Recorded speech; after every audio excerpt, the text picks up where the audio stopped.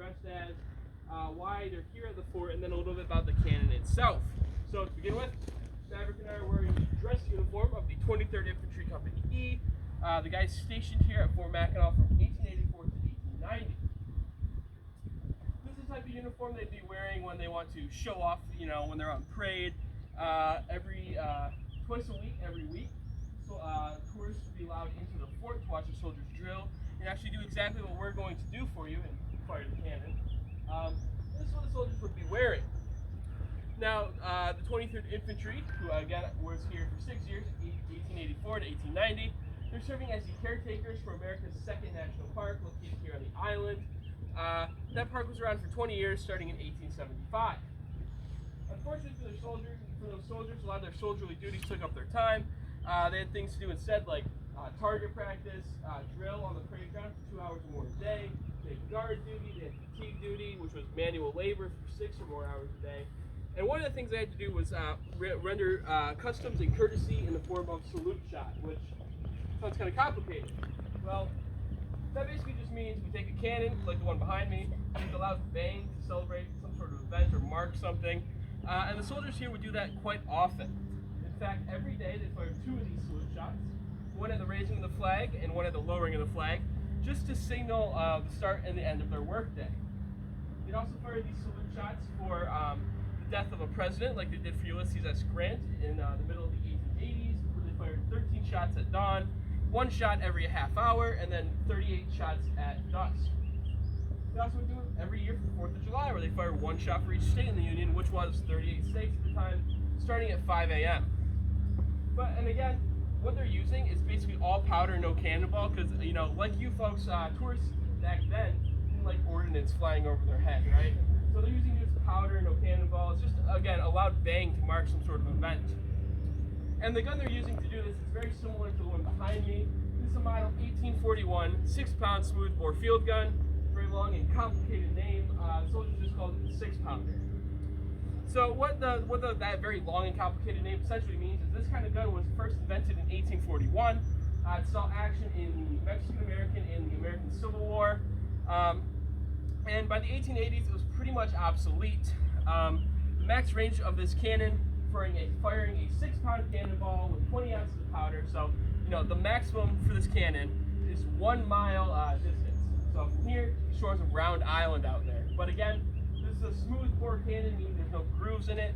The ball kind of just fires out, it doesn't spin. So at that 1 mile distance, you may or may not hit your target actually. So if you actually want to hit your target, you're aiming for half a mile out to the end of the break wall. But again, in the 1880s, this was an obsolete piece of equipment. I doubt very many of you are driving 40 or 50-year-old cars at this point. Modern artillery in the 1880s could hit 3 or 4 miles away, very, very precisely, very accurately. So again, this piece of 1840s artillery was here because Fort Mackinac was insignificant. We are the headquarters of a national park. No one's coming to invade us, anything like that. Soldiers need, to just make a big loud bang, which is exactly what we're going to do for you folks right now. So to begin with, I'm turning it over to Maverick, who's going to tell you the steps to load the cannon.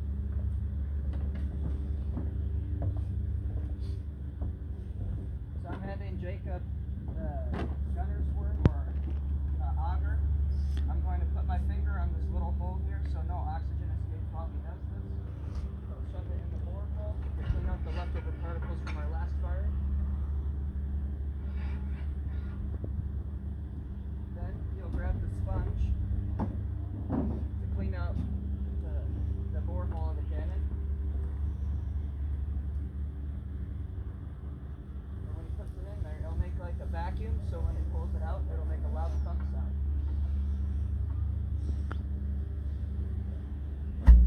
Just like that. Now he'll grab a charge, which is tinfoil just filled with gunpowder. He'll take the other side of the sponge, he'll ram it down to the bottom of the bore hole, and hit it 3 times to make sure it's all the way down here. The size of the charge we're using was 5 ounces of powder. Back in the 1880s, they would use 10 ounces of powder, but that's a little bit excessive, kind of rattles windows and stuff. So we've downsized to 5 ounces.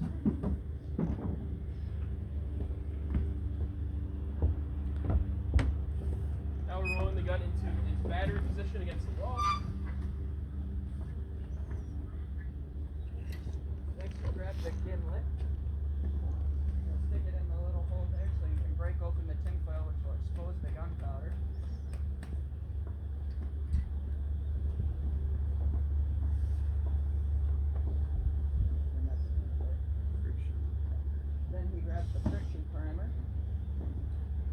this is our ignition device. It's the same thing they would use in the 1840s as well as the 1880s. It's a brass tube with gunpowder in it. We have a pin here. There's a chemical inside here called fulminate of mercury. You think of it like striking a match. When I pull this pin, it's going to create a spark. That spark travels down the tube, jets out the bottom of it, which is why I just poked a hole in the charge because that exposes the gunpowder. You know, that sets the whole cannon off. In fact, when archaeologists, were digging under here, they found thousands of these because, the soldiers were firing them every day. So this is what they would have been using even back then. Next, we'll grab the lanyard. We'll put it in the little loop of the friction primer, and when he pulls it, it'll fire. And I'd like to remind you all this cannon can be very loud, so if you'd like to cover your ears, I would do that. And then there's only 2 commands left to give. Ready? What? That's the cannon firing demonstration. Folks, if you have any questions, Maverick and I will be up here cleaning the piece for a minute.